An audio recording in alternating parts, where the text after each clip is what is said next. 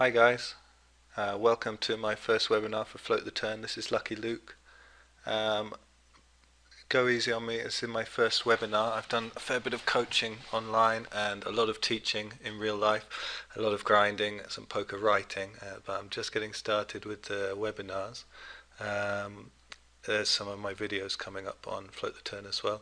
Maybe if you can hear me, you could just type something in the chat box so I know that you're all out there. I think I'm the only one on audio at the moment here. Okay, I've got a questions box as well here, yeah, with one person saying they can hear me. That's good. If you can't hear audio, there's some information here which hopefully you can see and read about alternative ways of listening in. Okay, so I was recommended by Dan to get started by kind of opening the forum to general questions. So if anyone has any questions they'd like to start us off with, I've got some material lined up I'd like to go through after that. And of course you can chime in with questions at any time during the webinar. But yeah, if any of you do have anything you'd like to ask about initially, please go ahead. I'll give you a minute or so to do that, and then otherwise we'll just get started with my material here. Now, everyone seems to be typing in this questions box. If you could type in the chat box just at the bottom there, that would make it even easier for me to see how many people are replying. But I can see that at least a couple of you have got audio working, so that's a good start. Okay, so I don't see any questions coming through as yet, so I'll just make a start with the material I'd like to kind of go over with you guys today. And if and when anyone has any questions they'd like answering, please just pop them in the chat box at the bottom there. So I've posted one video on Float the Turn already. I hope a few of you have seen that. We do have a question here. Okay, this person said, I don't believe any one of you viewers listening in can read the questions that are posted here, so I will narrate them as they come up. So Bonnie is asking, I saw your video on Zoom Poker, very good. Thanks, Bonnie. Is it a disadvantage to move tables all the time? I feel like I like to know the tendencies of the players at the table. Certainly, yes, certainly it is. I mean, poker is a game of information, and obviously moving tables all the time, you pick up very little information on your opponents, and you have to play a lot of default lines and make judgments according to the buy-in level, the site you're on, and the stage of the game, the stack sizes, positions. So there are sources of information, but you're not going to have detailed information on how they've been playing hand by hand in this game. Bonnie asked a follow-up question, can aggro players drop in a hit and run? Well, I mean, in tournaments you can't hit and run exactly, but you can certainly play more aggressively than you might be able to get away with, yeah, when people aren't there to see how you've been playing the previous 10, 20, 50 hands. So certainly you can throw in a few cheeky things. Under the gun opens in Zoom are quite big because weaker players tend to play far too tight against them, so you can actually get away with kind of the under the gun steal quite a lot in Zoom. I don't play a lot of Zoom tournaments, there aren't even that many, but I will mix a good value one in once in a while, or certainly play the Zoom series events. Yeah, so certainly not being able to know the tendencies at the table or the general tendencies of your opponents as much, yeah, you're going to miss a lot of information. But bear in mind that in a weak tournament, you often don't need detailed HUD statistics to take a pretty decent line against the majority of villains, because most of your opponents just won't be very good, and you can make certain basic assumptions about them and use those regardless. And multi-table tournaments, you are often going to have very limited information on your table, so while it's always good to have it, it's good also to be able to function without it.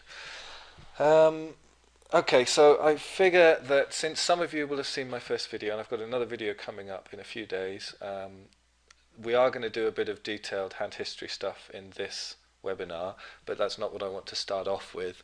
Just as when I teach, because I have a background in teaching, in fact, of many things other than poker, and generally when I teach I like to start off with an introduction, quick one, that tells you a little bit about me, assesses a little bit about you guys, or puts some questions out there for you to help assess yourselves and what you need and what you can be doing next. So I've got a little PowerPoint here on mainly on the topic of variance, since we're talking about multi-table tournaments. I mean, I assume most of you know, you may have seen I've got a coaching page up on Float the Turn, and I am an MTT player. I mean, that's my specialty. I don't really play much else. I have played a little cash and sit and go in my time, but generally it's pure MTTs, and variance is the subject when it comes to MTTs. So I thought we'd start off talking a little bit about this, and then we'll move on to a hand history review towards the end of the webinar, which is a deep-ish run I had in the Sunday Million a few weeks ago. So let's start off with my relationship with variance and my life, just to give you a little bit of background. I have chosen to play kind of half-time. I don't play full-time, and I don't make my basic income from poker. I don't wish to at the moment. I write as well as grinding. I used to teach. Being asked to change my colour scheme. I used to teach quite a few subjects, including philosophy, verbal and non-verbal reasoning, a few other things. I went full-time a year ago with my writing, and I make my basic monthly income from that. I spend 25 to 30 hours a week on poker, I would say. And I do have other ambitions outside of poker to do with starting charity projects that I have in mind, and also with my writing career. And I do mix them as well. I write about poker. In fact, I'll flag something up for you later as a shameless bit of self-promotion, but we'll go on to the next in the bullet points first. My family. This would be the most important thing in my life, far more than far more than poker, far more than anything else that I do. I have my partner and my little daughter who I live with. She's 2 years old, and balancing my commitments there with everything else that I do, and all the time I spend working on my computer is a very important thing for me. I work at home, freelance as a writer as well, so it does give me a lot of time with them, which is great. It does affect my volume, and volume is something that I assume a lot of you are regular MTT players, and volume is really obviously very, very important in a game with so much variance. A lot of the other people in my stable, for example, are getting in a lot more volume than I'm able to with my commitments, and they're younger guys in some cases, and they're maybe putting in 1,200, 1,500 games a month, whereas I'm aiming for 600-700 myself, which is still a fairly hefty time commitment if you're getting 40 to 50 games in one long session. My backer is an amazing guy, very young German guy. I think he's pulled in close to, or over, I believe, over 7 figures in a couple of year poker career, doing astonishingly well. Very smart, very generous with his time, and is coaching a small group of us, staking us for mid to high stakes. That's Fedor Holt's actually a name I think a lot of you will hear more of. He plays a lot of the live circuit and has just studied coaching himself at Run It Once, I believe. Anyway, he's very understanding of my situation and what volume I can get in, and I think essentially my situation means, and the chap who's staking me and very willing to stake for high variance, high value games, means that I am a very high variance horse, as they say in the staking world. I'm a high variance player, and that's not something I'd necessarily recommend for most of you guys. It very much depends on your circumstance. The fact that I work for my monthly living, I'm not relying on poker as an income, means that I'm not worried really about getting into makeup if it's in the normal course of the variance of things, and I can take these opportunities to play a really kind of fairly high stakes selection, fairly low volume, and embrace the variance that I face in that situation. And I have certainly seen in recent months a large degree of swings in my own few thousand games that I've been able to put in recently. So I wouldn't say that I'm running according to my name at the moment, but I've had a lot of close calls in the high stakes. The closest recently, about I think 3 months ago now, was 13th in the Sunday warm-up. A lot of top 30, top 40 finishes in high stakes, and a top 100 the other week in the Sunday Million. So getting a lot of close calls. Last week it was 10th in the 109 Turbo 30k on Stars. That was I think 18,000 up top. So performing pretty steadily in my old mid stakes, but since I moved stable a year ago, I've been playing maybe, I don't know, 4 times higher ABI than I used to. So it's a big jump. Most of them are very soft Sunday games that I'm pretty comfortable in, and my backer is pretty happy that I'm definitely plus EV in. But certainly, since I'm playing a lot of big Sundays as well, huge field sizes. So anyway, that's what's going on with me. I want to now turn attention, markedly onto you guys and talk about your situation, your relationship with Variance. You're choosing to play MTTs. Actually, most of you are choosing mostly to do that. Now, especially for those of you who are doing that as regular players and hoping to do it, semi-professionally or professionally, it's a hard choice. I mean, MTTs are great and I love them. I think they're a very unique form of poker and very exciting, very challenging. And I'm a huge fan of them, but they are a hard taskmaster, shall we say. They're not as low variance as certain other forms of poker, and they are something that takes some getting your head around, especially if you're putting in a serious grind. Someone once said, it's a quote that really has stuck with me through the years that I've been improving, is that, about multi-table tournaments. It's a half joke, but there's a lot of truth to it. They said everyone but the winner, it's a very masochistic form of poker. They said everyone but the winner is disappointed in one way or another, and I think we've all experienced that, taking second or third in a good final table and feeling very, on one hand, very happy that we've got that far, but frustrated, perhaps even having lost with the chip lead, for example, something like that. Everyone gets some kind of negative kickback emotionally from an MTT, unless they're Buddha or they're coming first in it. So it's just something to bear in mind that you need to look at in your own game. I think mental game is something that's often neglected. There's people very keen to do hand history reviews and strategy, and of course that's very important, and we'll be doing a lot of that. But it's very important to understand your own relationship to the game as well. So your circumstances are going to dictate a lot of how right MTT grinding is for you, and fitting it in around your life, as I've mentioned with mine, is something you certainly need to give attention to. Your bankroll is going to determine how you fare with MTTs as well. You need to bankroll really seriously for MTTs. It depends where in the world you're playing, and what the field sizes are like. But if you're on PokerStars, micros, small stakes, even high stake Sunday games, you're going to be facing fields of between 1 and 20, 30,000. I mean, typically between 1 and 10,000 players. So a game of 1,000 people, if you've got a skill edge, you might win it outright once in every 900 occasions, for example. So it's volume and it's bankroll. Obviously, this is an old adage that I'm sure most of you have heard, but keep your life and poker roll separate. And if you really are trying to do it full time for a year, I think a basic recommendation I've heard, which I think is really a good rule of thumb, is I would say you need a year's worth of living costs covered just with money that is there. Not necessarily your life savings, but a pot that you're able to put aside and live on for a year, and your poker roll, which ideally I would say should be 1,000 buy-ins, perhaps less if you're playing micros, but or small field sizes. And just bear in mind your other commitments in life, because balancing them against very long grinds, as MTTs end up always having to be, is tricky too. It's a challenge. It's a good challenge. It's one you can master, but you have to understand your own state of mind to do that, your own headspace. If you're not handling the swings very well emotionally, or if you're stressing out about it, or if you're relying on it for an income, and you don't really have the money put aside, it can really undermine other things in your life. So you need to make the balance. Okay, so you're choosing this format of MTTs. It's huge variance. Some of the best players in the world, obviously they're playing games with smaller margin for return on investment because their opponents are very good. But if they're playing very high stakes, but some of the best high stakes players in the world can have a losing year.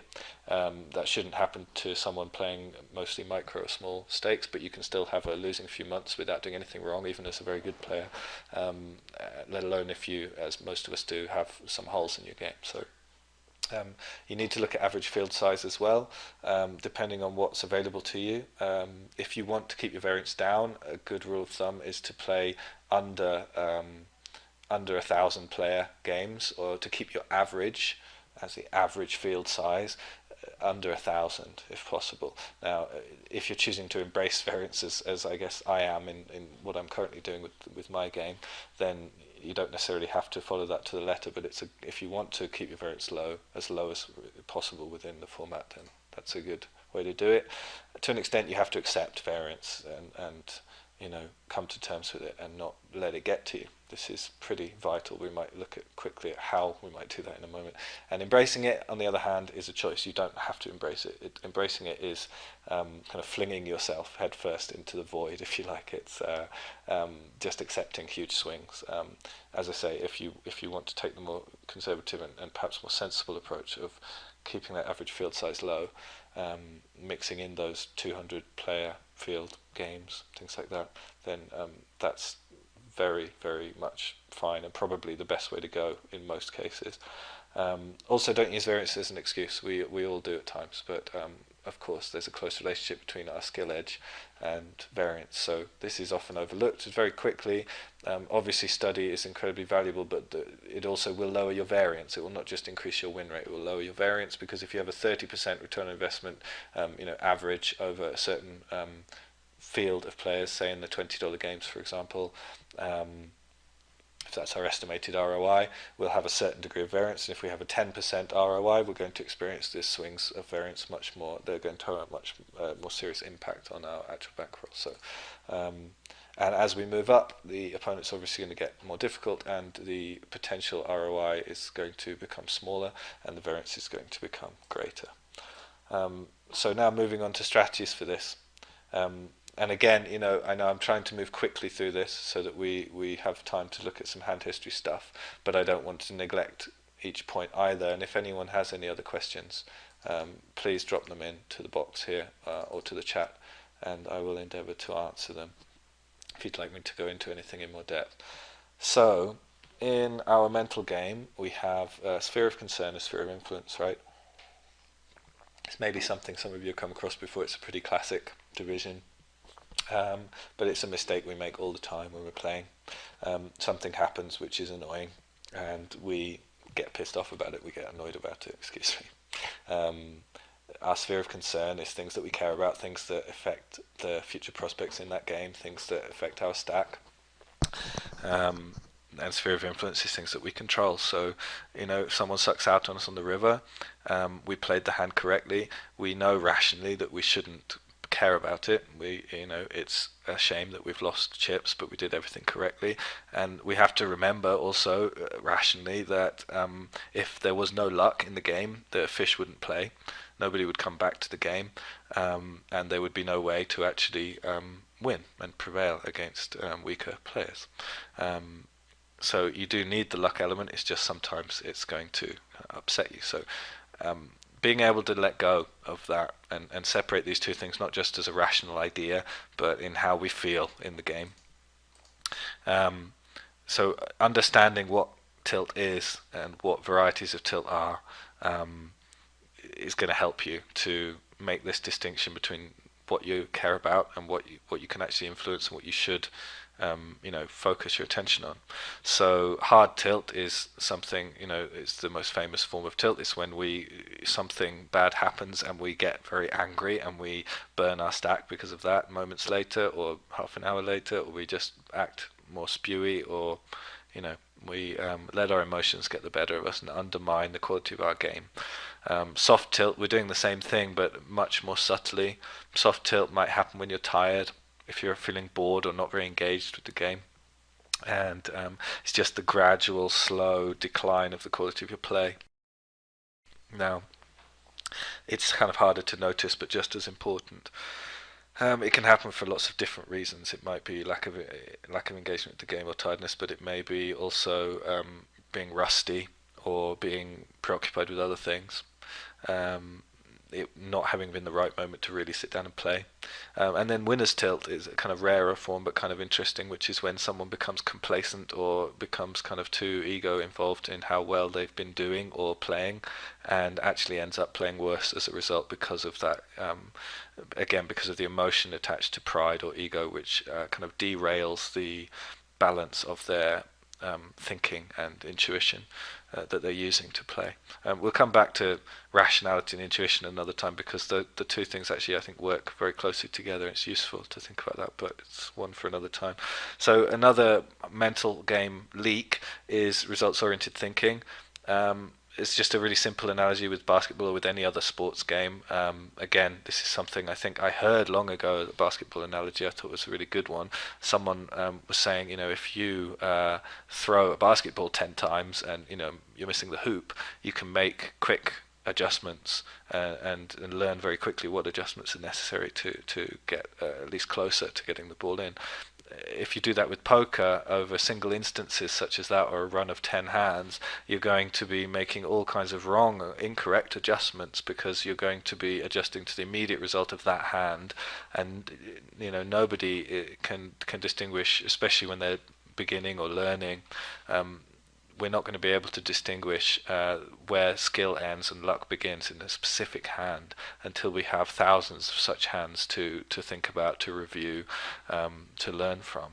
So, because again of the luck element that can be involved in any given hand, we can end up playing something actually theoretically, incorrectly, or for the wrong reasons or bad reasons. But because it works out, we think, oh, I'll do that again, and we don't really kind of scrutinize it enough. And you can also do the opposite. We can play something which a pro might tell you is perfectly fine, but you in game or just after having done it, because you end up losing the hand, you question it too much. This is results-oriented thinking, and it's only very gradually that we can actually chart the correct learning curve and make the correct adjustments. So those are false positives and negatives, and they come up all the time in poker. And learning to think about that fact and learning to look for those and notice that in our own thinking, we're closing a leak in our own logical thinking, our own poker mind. And the best way to get better at that is to put in time and attention. Not just to put in time, not just to grind games, but to play consciously, to be aware of what we're thinking and why we're doing something. And again, it's still something I'm working on with my coach. When I review my own hands, I'm imagining reviewing them with my coach. I'm thinking I should have a clear explanation of exactly why I played the hand that way and what I was thinking. You should always be able to say why you do something. Okay, and it's an emotional game. We get upset with our opponents. Don't tap the tank. This is a common phrase in the poker community, and it's a good one. It's very annoying when someone misplays a hand and then wins and they hit their lucky card or whatever, but that's what you want, right? We know this. We know that we want people to play badly against us so that we win money, but we still get upset. So don't berate the fish in chat. But don't even feel like you want to either. Don't tap yourself. Take responsibility for your own reactions. When you lose it, you lose control, you lose your rag. We say losing it, we feel like it's not our responsibility, but we can learn to make ourselves responsible for it, and we can teach ourselves to have zero tilt. It's about catching it at the start because it's an adrenaline response. Anger is self-perpetuating. Once you get angry, you produce adrenaline, which makes you feel more angry, and then you have more angry thoughts and produce more adrenaline. But if you catch it at the start and you just notice yourself, it's just a kind of meditative practice, really. You just notice yourself getting upset, getting pissed off, and because you've noticed it at the very beginning, you're able to just let go of it with your attention and bring your attention back to something else. Whereas if you follow the emotion even for a few seconds, it will start to become harder and harder to do that. So it's about the timing with which you notice the emotional reaction. So just all you want to do as your technique for getting better at that is try to notice it. Just try to be aware of it at first. Don't even try to change it. Just try to notice it. Start. Okay, so ultimately a good emotional game is about flexibility.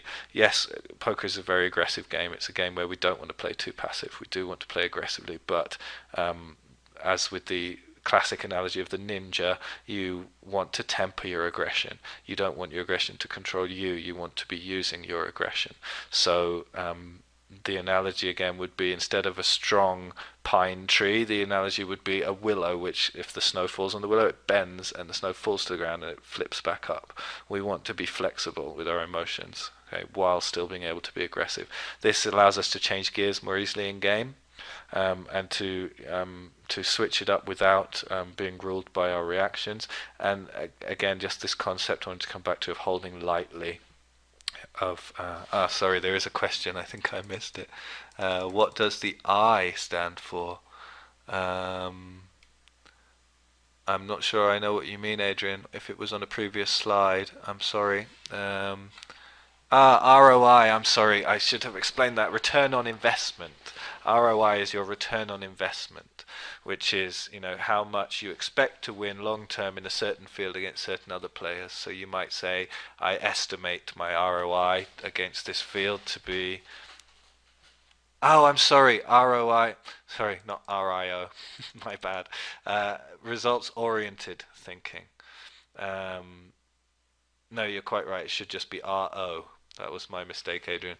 Yes, results-oriented thinking. That's me putting a PowerPoint together a little too quickly. My first glitch of the show. Yes, RO thinking. No, it's not a stupid question. It was just a typo of mine. Yes, no. Results-oriented thinking, yes. Anyway, just coming back to the very end, this is pretty much the end of the slideshow, but holding lightly is again basically just reiterating this point, catching your emotional reactions at the start, but holding as lightly as possible to them. Remember, you are basically, you create your reality, you create your own mental state. It's just that often we don't realize that when something gets the better of us, we no longer feel that we're responsible. But the lighter you're able to hold to the events that come your way and just accept those swings without really hurting, the better for your game. Okay, so last slide then, life grind balance. MTTs are a game that require a lot of volume, and as I say, I'm making my own compromise with that, but people often will put in 2 to 3 times the volume I'm doing, and I already feel that this is something that affects me. So for those of you putting in serious grind, it's difficult to keep the balance with everything else in your life, and it's important to, and anything that we do on a screen can isolate us from the world, and that's going to be hugely, as they say, life negative EV, right? So we do need to keep that balance, and this is why a lot of MTT pros, even very successful ones, have been known to burn out and even to walk away from the game for a period of perhaps a year or even longer. So just keep your priorities. Poker means a lot to me. I love the game. I'm very happy that it's a decent chunk of what my life's about, but I certainly wouldn't want it to be everything that my life's about. And I have my family, my writing, my hopes, ambitions for helping the world in some way in the future, other than just teaching or writing, but doing these charity ideas and other things of my own. But you'll have your own list. So just keep them close to you, and don't become obsessed. You have to be a little bit obsessed to become good at something, but don't lose the balance. And this is part of the game. Poker is a very challenging game, and that's what's so fun. That's why it is so fun. We're constantly trying to improve, and it's fascinating, and there's always more to learn. But one of the things you have to learn in poker is about yourself, and about your own life and the way that you're living that. And this is part of poker. It's part of being a grinder, is learning how to balance that and make it work so that it doesn't have a negative impact on the rest of your life. Okay, so that's my intro. That's where I'm at with poker, and with no further ado, I think we'll move on to some actual strategy review. I'm just going to go through a hand history. I'll finish it in a later video. But again, if anyone has any other questions, please just drop them in. I don't think I've missed any. I'm still figuring out this software, but yeah, I believe I've answered all the questions so far. Um, so I've got Universal Replay here. Apparently, I've been informed by the friendly webmaster Dan that I can't use Poker Tracker 4 or HEM at the moment with the webinar, but Universal Replay does work with the display system that we're using here. So I don't have HUD stats on these guys, but this is not that long ago. I think this was mid-December. It was a Sunday Million run. Not the deepest in the world. I finished 71st. I think it was the usual field of about 8,000 or so. So it would have been, you know, relatively deep. What is that? Final 8 tables or so. So I'm just going to go through it pretty quickly. As you can see, you're probably familiar with Universal Replay, but we've got the green spots, which are hands that I won, the red spots, hands that I lost, and we're just going to go through these because it'll take far too long, I think, to go through all the hands that I open folded. But we can talk about opening ranges perhaps in a later video, but I think for just getting through stuff, we'll do it like this. So open 3x and get folds with king jack off. Pretty standard. Again, I'll go through these relatively quickly and see if we can even get through, half or more of the hand history now. If anyone has any questions, throw them in and I'll slow down and answer them. Okay, so we have Jack 10 suited on the button, and we call an open of 2.3, and yes, I remember this hand. I actually, I often critique my own play as I go back through these, and I will be doing that with you guys as much as possible. There are always mistakes in my and everyone else's play.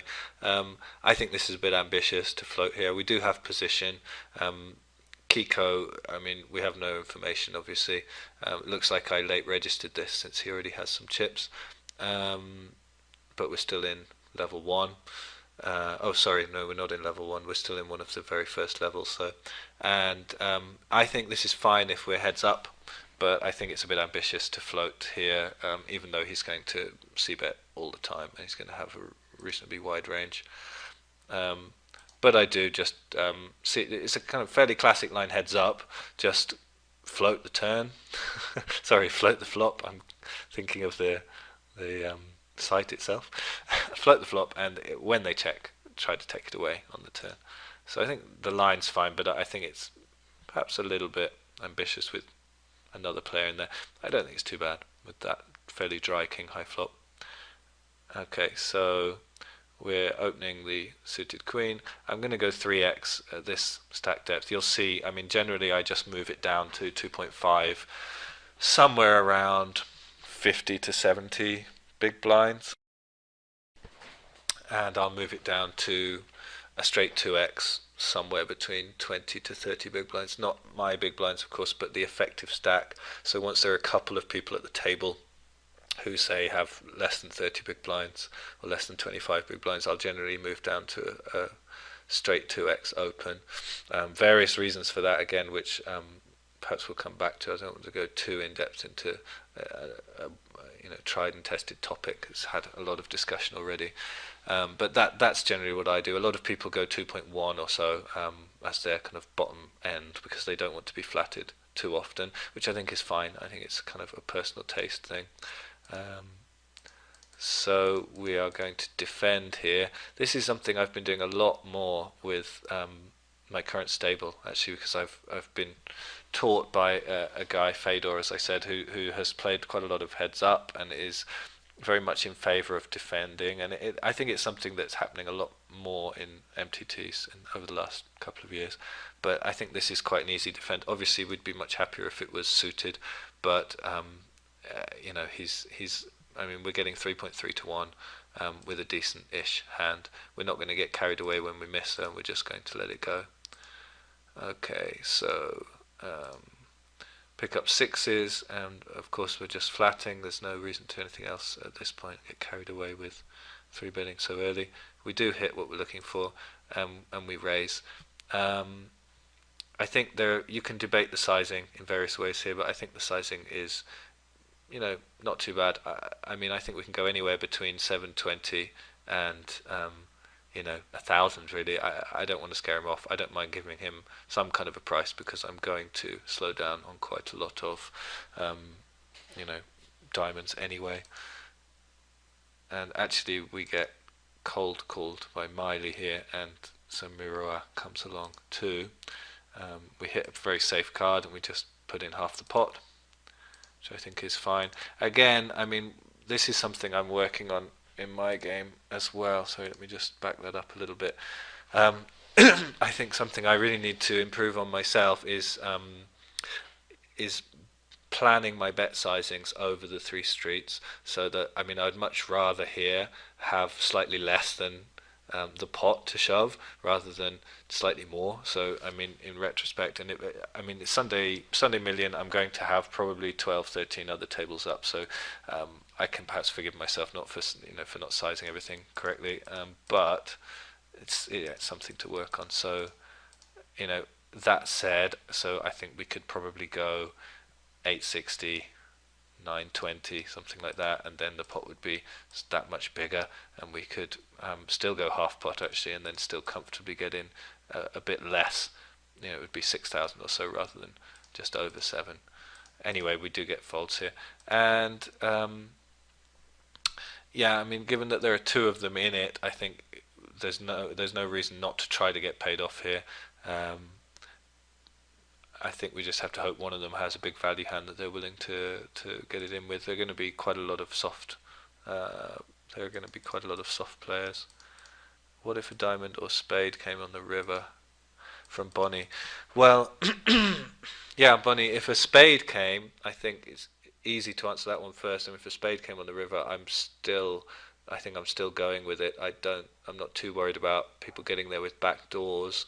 I mean, you have to build. We won't go through it in intricate depth now, but you have to build a range based on their behavior pre-flop, on the flop, and so forth. So I don't think there are many combinations of double spade cards that are going to get there with all the action that we see here. Um, Diamonds, another question. Yeah, I don't know if it would be very wise to shovel in with diamonds. If a diamond came, especially with two of them, I think I'm really I'm questioning whether it would be a check decide, quite possibly a check fold, depending on their sizing, or perhaps better some kind of blocker bet fold. So I mean, we're assuming these guys are not superb players, and there's no, because a lot of Sunday Moon players aren't at the start of a game. Um, we we're not really expecting, if we did bet, say, I don't know, even something tiny like 1900, we wouldn't really expect them to jam over us without the nuts or the effective nuts, if the river was a diamond. So I think that could be a good way to go. But given that there are two of them, and that one of them probably does have a flush draw, I wouldn't necessarily hate just giving it up either. Yeah, so I hope that answers your question.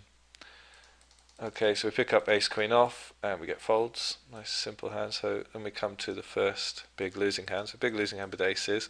I have looked at this briefly previously, but I don't recall the exact way it goes down. So we raise, we three bet from the button. I don't see any reason to slow play it here when we're so deep. Yes, Bonnie. Yeah, check fold to shove, but perhaps calling a small raise depending on the price. Yeah. Um, yeah, but I think, as I say, I prefer the blocker bet option actually. Okay, so with the ace, yeah, I prefer to go a bit smaller than some people, but you could certainly go up to a full 3x here. Nothing wrong with that. 3x, three times his sizing. He does call, as we expect, with how small we do size it, and we go for value. We just bet the half pot. Yeah, yes, I do remember this now. Yes, and he raises huge. Now, it's a nasty spot because the board's so dry. Uh, that he really isn't representing anything. I mean, um, it looks ridiculous. The sizing is too large, and if he does have a big made hand, he doesn't need to play it this fast. But it's a game full of poor players who will often play their hands face up. Um, I'm just going to come back to this question from Adrian in a moment that's popped up. I think it's a good play here just to let it go, which is what I did.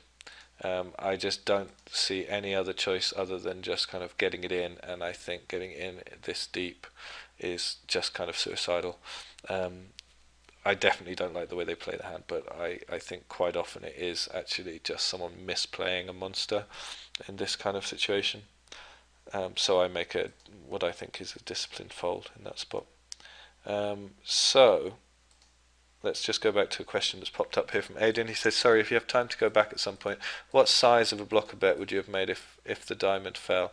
Yeah, I think that's a good question, Adrian. I'm not sure myself. I mean, I was talking about, because I think it very much depends on the quality of player you're facing. But I do think that if you don't think that they're going to come back over the top with worse, you can go pretty small, maybe even as small as I said, 1900 or 2000. But I think it would be more standard to go a little bit larger than that, perhaps 2.7, something like that. Okay, let's continue. So we open pocket fours. We have moved it down. I think this is more of a function of the fact that I'm multi-tabling, and I'm deciding quickly that it looks more like a table for a 2.5 open where people have 50 to 70 big blind stacks. There are a couple approaching that, but I think 3x is still fine at this point, actually. And we decide not to c-bet. I think this is something I've been doing a lot more of. I used to be one of these people who c-bet 100% of the time almost, especially if there were no more than two opponents in the pot. I've tempered that back a little bit now. I think when a board just absolutely smashes the ranges of the players that you're facing in this hand. I mean, this chap here I'm in early position and he's in fairly early position. He's called me, so he can have small pairs, but he can certainly also have all kinds of Broadway combinations, and so can the big blind. So it's just such a wet board that I just don't think there's much value in c-betting here. I think it's better just to give it up. When it checks around, I think, I mean, I have basically just in this spot, I can see I could just have decided just to give it up. But I think you could make some arguments for popping the turn. Certainly, if I had got to this point against one person, I would. But yeah, just giving it up in this particular case.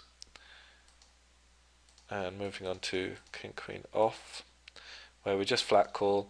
I don't think there's anything wrong with a raise in this spot, even though we're quite deep. It does kind of turn our hand into a bluff, but again, if you don't think your opponents are going to be 4-betting light, then it doesn't actually matter if you turn a stronger hand into a bluff. It's another concept we'll come back to later, but if you think they are 4-betting light, then you're wasting value. Either way, I prefer often in this kind of spot just to call and see what comes my way. The opening raiser checks to us after the button comes along as well, and we have to take a pot because we've got a very nice hand and it's a wet board, so we can't play any slower, and we're just going for value. Yeah, so we take two streets of value, half potting. You certainly can go bigger than half pot. It's just it may be something I do fairly frequently, but I certainly at least toy with going a bit larger at times, especially in the early stages when everyone's deep and there are weaker players, because you do get more value. And I do decide to check the river. The reason I do this, I hope some of you realise already, is because I'm trying to get value from missed draws who may bluff the river when I appear to give up. Whereas when I bet, all of the missed draws obviously fold. If you have reads about whether your opponent does that or not, of course you can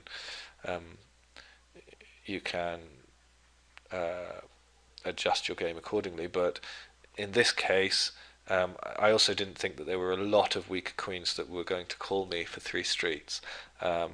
Not many other weaker hands. I mean, we might get calls. We would certainly get calls from, well, from most players. We'll get calls from Queen Jack, and we'll get calls sometimes from Queen 10, Pocket Jacks, but not necessarily always.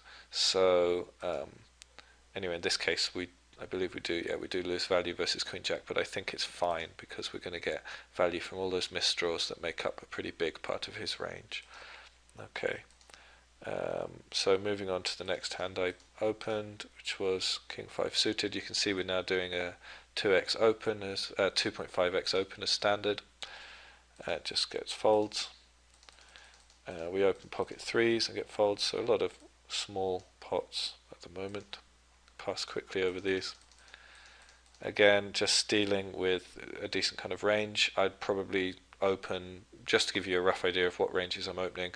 We are, what are we? We're in the, one second, we're in the hijack here, and I would open any pair, any suited ace. I would open offsuit aces down to about ace 8 off, something like that. Of course, again, it depends on who's behind you, stacks behind you, but I'm talking about in this spot with these stacks, with these opponents, basically unknown Sunday Million opponents. I would open suited jacks down to about jack 8, suited queens down to about queen 8, suited kings down to about, I don't know, maybe a bit lower, king 7 suited, king 9 off, something like that. 10-8 suited, 10-7 suited, suited connectors, that kind of stuff. I'm sure I've missed out a couple of hands, but you get the idea. We make a standard continuation bet. I mean, it's a wet flop, but we're heads up, so we're just going to c-bet, and we do pick up equity. So yeah, we continue, and we take it down. Moving swiftly on. I like to go a little bit larger out of the small blind, so I go 3x again instead of 2.5, because when they flat call, we're always out of position. He folds. Opening pocket 6s, getting a call from the small blind. This time there's only one opponent. It's very wet flop, but we're going to take it down some of the time, so we do make a c-bet, and we're just going to give it up when it gets called on that board. I think that's pretty standard. Oh, I'm sorry, I think I missed a question from Bonnie. Fold to 3-bet. Bonnie, could you just let me know which hand you're asking about? And I will answer that. Okay, so we open the pocket 3s. When you open medium hands from the cutoff, the cutoff or the hijack, as it was in that spot, you're asking me about my whole range. It's very difficult to answer that question about my whole range, Bonnie, because yes, I mean, yes, steals, but steals from cutoff or hijack, I mean, steals are often not pure steals. They're often hands which have some flop value, because when you get called, that's why Jack 9 suited would be an open. When you get called, you're in pretty good shape to hit the flop. But when you get 3-bet, it depends. I mean, it depends. Often you can call. If someone sizes it too small, you can call. Or if you have a certain history with an opponent, you can 4-bet bluff shove. But readless, whether I call Jack 9 suited to a big blind 3-bet, for example, will depend on how they size it. If they size it on the small side, I will, and we are deep enough stacked. This is why it's much easier to answer with a specific hand, a specific spot. But if we are deep enough, by which I mean perhaps 40 big blinds deep or so, we would have position versus a button, versus a big blind steal, Bonnie. That's right. Bonnie's just posting a note to say, yes, we would be in position.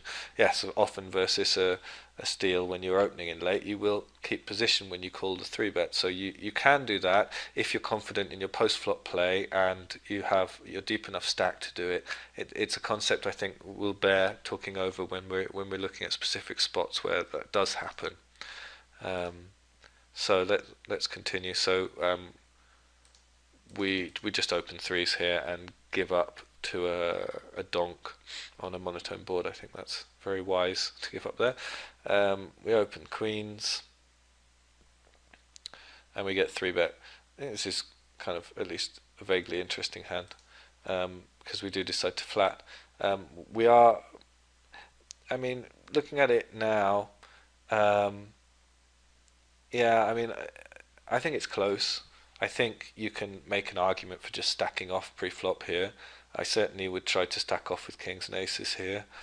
Um, we are, what are we, about 70 big blinds effective, but we are pre-ante as well and fairly, early to middle position. So I do think it's fairly close between just 4-betting, getting it in, and calling and playing, more cautiously to win a pot post flop.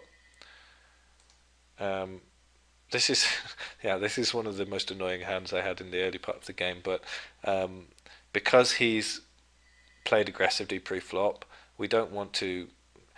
I think you can make a case for donk leading here, but I don't personally really like it in a 3-bet pot.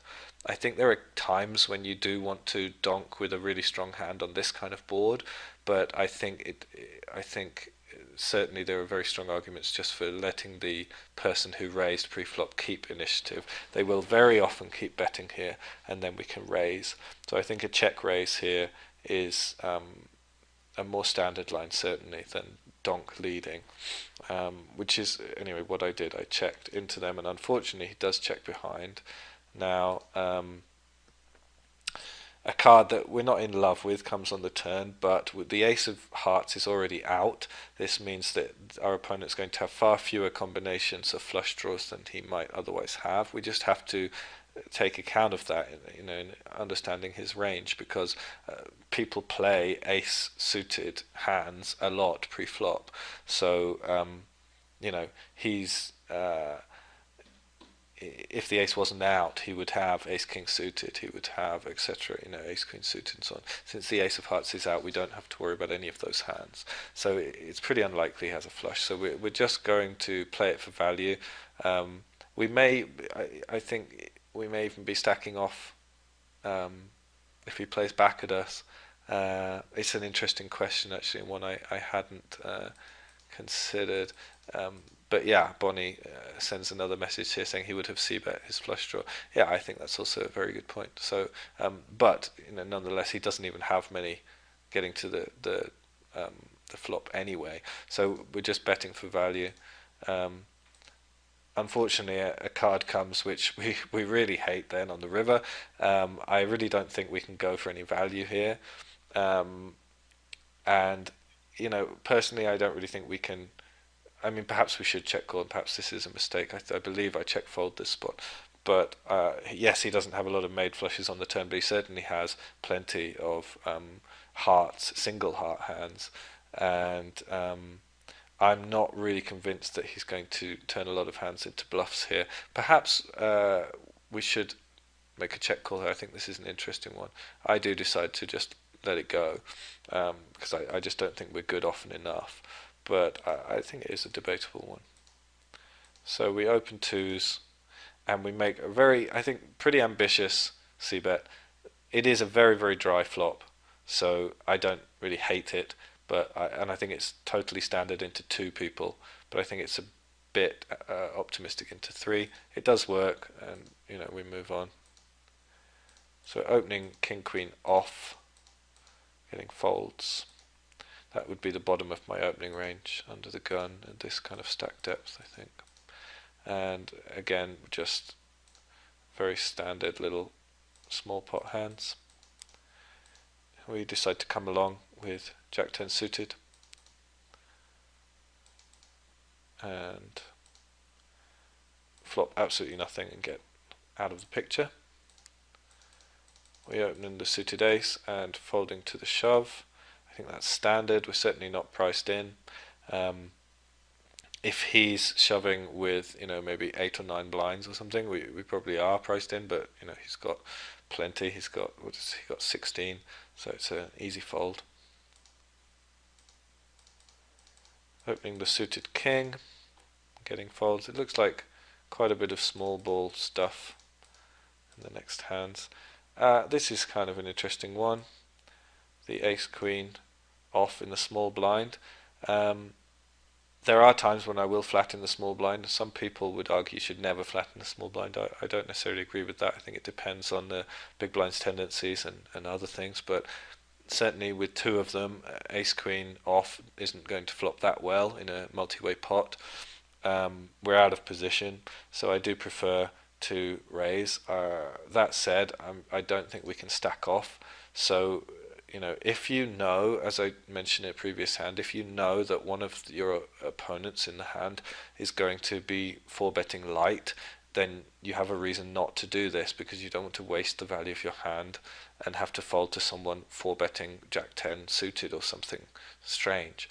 Okay, so, but if you have no reason to think that, if you think these people are playing fairly straightforward and they're not crazy aggro and there's no real history, then you can 3-bet a value hand without worrying about wasting your value. There are counter arguments to 3-betting from the small blind, and it is something you should do with caution, because when you're called, you're going to have a positional disadvantage. As for the sizing, I like to go bigger than 3x. You can go up to 4x or so if you have suitable stack depths and two opponents, but I like to go a bit over 3x, and in this case we do get the folds.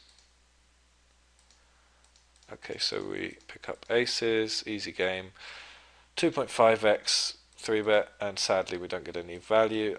I know people who like to go a fair bit smaller. I think 2.5 is fine. I think you can go as low as kind of 2.2 or even lower, but I think 2.5 is fairly standard sizing at this kind of depth. Another little steal. This one does get a call. We pick up middle pair, so I think it's again pretty standard c-bet. We do actually take it down.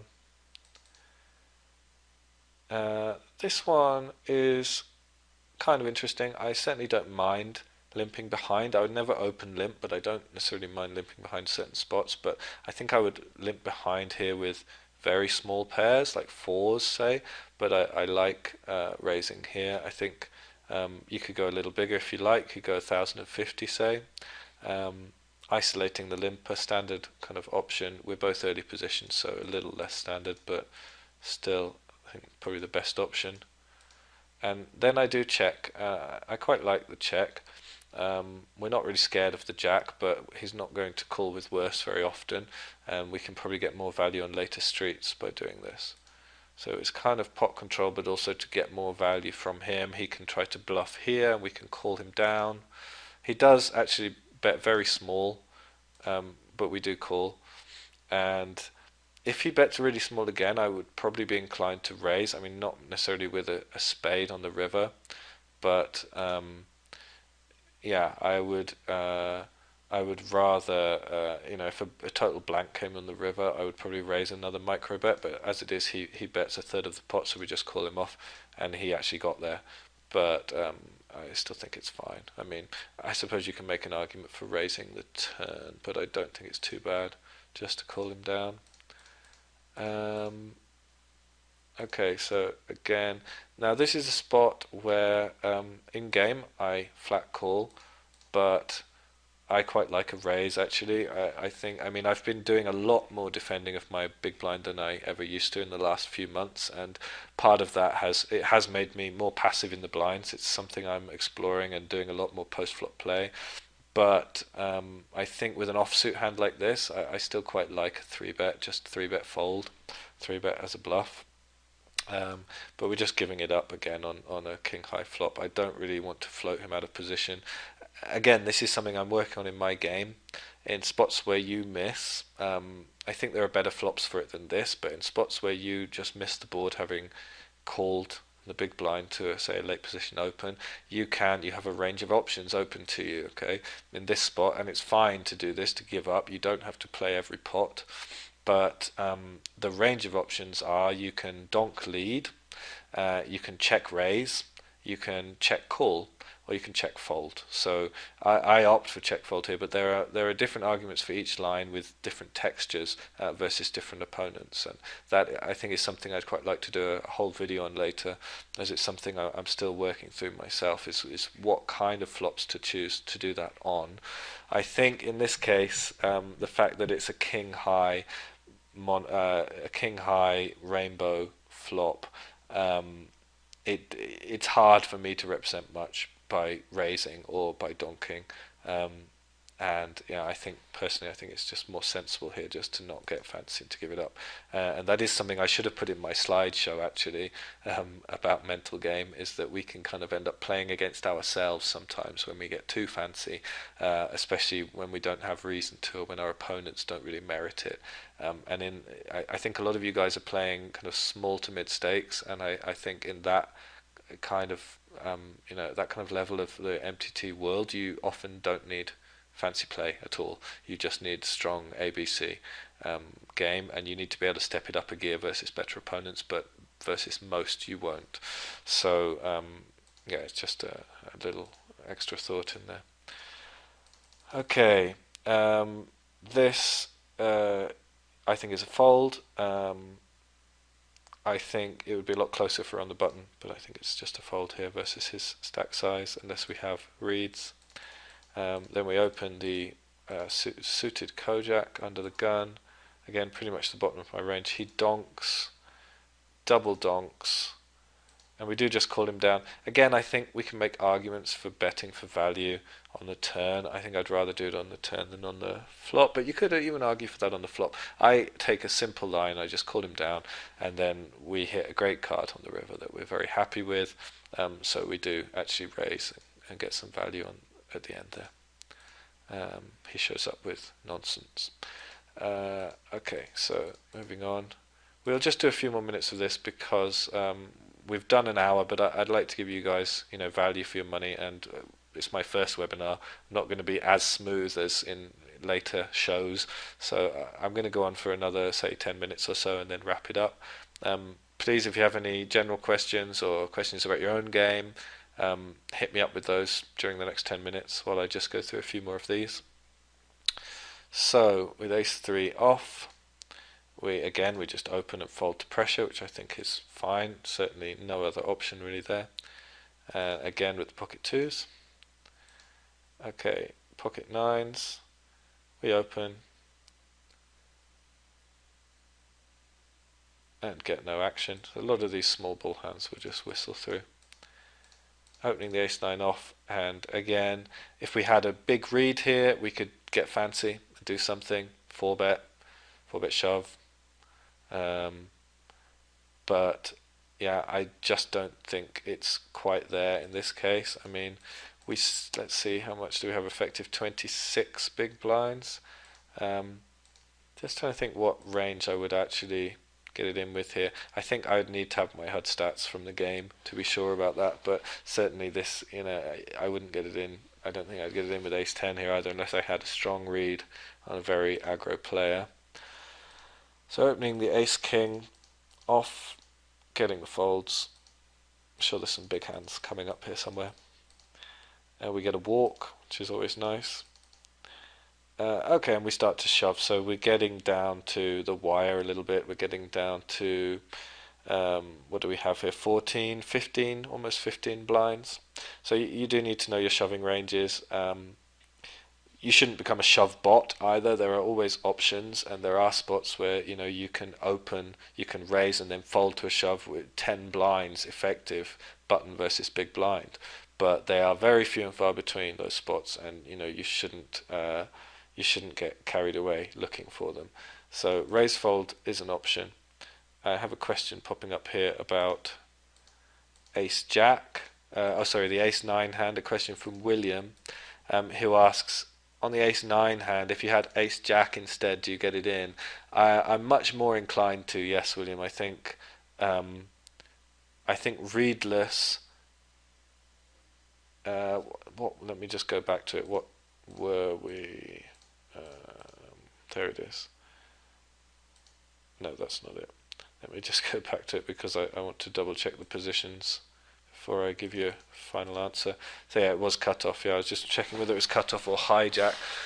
Um, I think with Ace Jack, it's a lot closer. It's a lot more commonly going to be a get it in. Although I did open 2.5x rather than 2x, which could tighten my opponent up somewhat. But if I opened 2x and I had any information that my opponent was active, I would probably get it in with the Ace Jack. Certainly with Ace Queen, I would get it in with. I'd probably get it in with eights. And it really depends on the aggression level of the opponent. Readless. I think the line would be, Ace Jack eight, something like that. Um, I mean Williams pointing out that he thinks Ace Jack is probably get it in, and Ace Queen probably get it in. Ace Jack, I don't know. And yeah, I mean I agree. Ace Jack is certainly closer. While we're on the subject of closeness, I might point out to you guys that something being close, if something is genuinely close, then it doesn't matter too much what you do if it is genuinely close, okay, because that means that the equity of getting it in and of just letting it go are very, very close, so almost equal. So if the problem with that point is that we can use that to that will lead us astray if we misunderstand that point. So something might feel close because we don't understand it or because we don't know how to weight the factors. But if we've analyzed the situation correctly and something is actually close, that means it doesn't matter. So often you're better off in your own review looking for big holes in your play rather than close, difficult decisions. Not that all difficult decisions are actually close, as I pointed out. So with Ace Jack, I think it is relatively close, depending on the villain. But I think it's easy to get it in versus some villains, and readless, I probably do quite often get it in as well. Okay. Now, actually, you have reminded me of a couple of other things I wanted to point out. Sorry, Ace Queen or Ace King, just call or shove, says Bonnie. Definitely shove, Bonnie. Yeah, I mean, we only have 26 big blinds. We're definitely very happy getting it in versus a button 3-bet with Ace Queen or Ace King. And Ace Queen and Ace King are hands where you want to see all five. You don't want to have to play flops where you miss the flop and things like that and have difficult decisions. So almost all the time it would just be get it in. Now, I won't go through more hands now because William's question, funnily enough, just reminded me of a few things I did want to flag up for you guys before we finish. So let me do that now. I wanted to talk to you very briefly about these 3 tabs I've got up here. So the first one of these is Poker Stove. Now, Poker Stove, I hope most of you know what Poker Stove is. I have it here. It's an equity calculation tool. It's very, very easy to use, and if you use it already, great. If you don't, you should be. It's very important. It's something I should play around with a lot more. Just to quickly show you an example, if you say player 1 has aces, player 2 has, let's give player 2 a random range of cards, the top 20.7%. Evaluate, it will give you the equity of this range versus this hand, or indeed, if you prefer, of a single hand versus aces, okay, or versus any other hand, of course, right? So very, very useful for analyzing the maths yourself, and I recommend it to you all. The reason I'm mentioning it, everyone knows about Poker Stove. The reason I'm mentioning it is because it stopped working, and the poker community has been complaining a lot about that. William asked me, where do you get the new Poker Stove software? Well, the reason, as I understand it, the reason Poker Stove had gone offline is because it's converting to open source, and it's going to become an open source project. It's up here on GitHub, which is the world's location for open source programmers, and you can download a working version of it from this site. All you have to do to get to this site is type pokerstove.com, and it will redirect you to the GitHub. Now, to download a working version, just go to the Win32 folder, presuming you're using Windows. Here is the file. Click on the file, and now click Raw.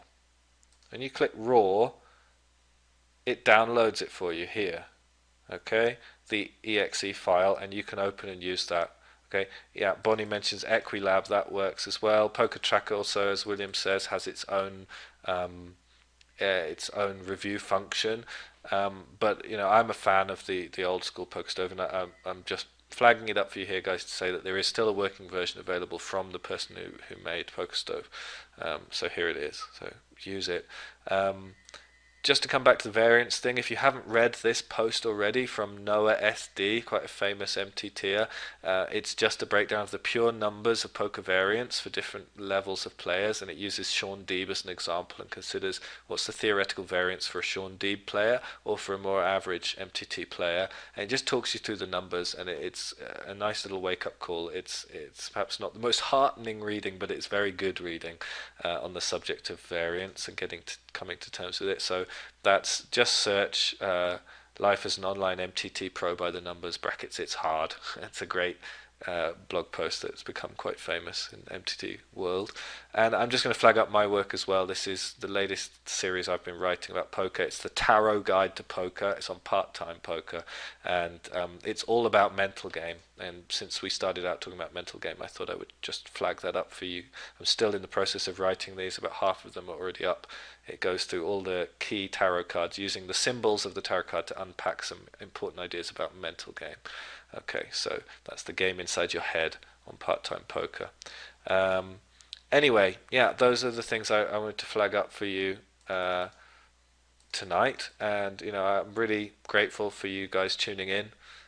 Thanks, and I hope to see some of you on here next month. I'll be doing one of these every month. I'll be turning out videos every month. The only other thing I wanted to flag up for you was my coaching page, which I believe should be fully set up on Float the Turn now. That's me, Lucky Luke. I am offering February beginner students, new students with me, at a 25% discount on my usual rate of $100 an hour. I'd be very happy to take you on. If you want any coaching, just email me. My email's in the coaching ad there, or you can even find me on Skype or what have you, or there will actually be a button on the site in the next week or so where you can purchase classes with me directly through the site as well. Dan, the webinar man, is just setting that up for me now. Anyway, thank you guys. I really appreciate your time, and good luck out there in poker and in life as well.